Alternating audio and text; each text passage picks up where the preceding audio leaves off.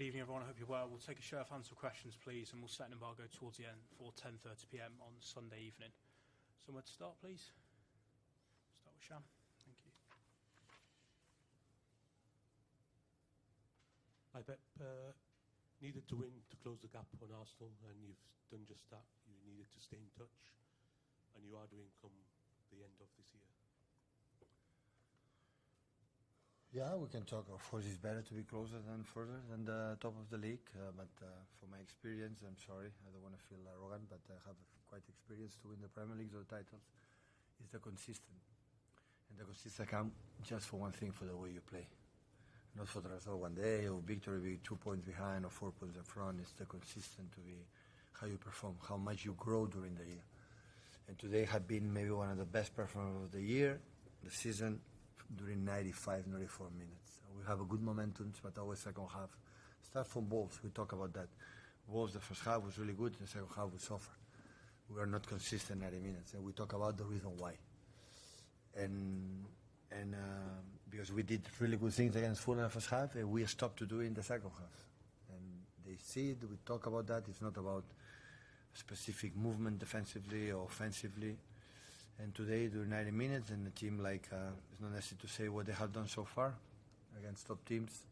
The results, we concede one chance, we give away again. But apart of that, of course, they have, but the first half in general was, a good performance. And of course, the Premier League had the feeling that even today they drop points. Arsenal is going to drop few points. If you want to be there, you have to win games. And games come from the way you perform, not just for a lucky day or a lucky action. Ryan Cherky created more chances than any player on the pitch. Incredible assist as well. Was that his best game in a City shirt so far? Ryan is an exceptional player. He's so young. Have a huge personality, proving against Fulham in the toughest moment, 5-4 or 3-5-4, come there. And every time had the ball, give us extra passes and continuity. It's not as scary. Have a self-confidence to him. In the final third, have something special. Especially, what I admire the most on Ryan is not the skills. I never saw Messi make a cross like I've done. Messi is the best player played that game. And I never saw this kind of crosses. The crosses is fine, it's fine. It doesn't matter. Right, left, with a part of your feet, with the head, it doesn't matter. It's effective, it's fine. But I like the simplicity because I learned from Messi that I never make a mistake. I never make a mistake with the simple things. Never. Simple things he does perfectly. And after dribble 4 or 5. And what I want to the players, the simple things, do it well. And after that, if you do this, listen, you play, you have a special talent, the mom and dad gave it to you, and he can do whatever you want. But if it doesn't work, now we'll be in problem. So now we'll be in trouble. Hi, Pep. Is the key to you being successful this season the mentality of the players, the approach, being brave, sort of on the front foot? Yeah, I think also always they had, except last season for obvious reasons that everybody knows it. We don't have players, but important is when happen in the beginning of the season, the first 5 games, 6 games, 10 games is not going well and something is not a problem. As much they follow me or they follow us, stuff, and tell them, guys, the reason why is that. If we improve that, we'll be better team. And next week, better team. And after that, we are in a good path. When they don't follow us and say, no, that is not the reason why, and after that we'll be in trouble.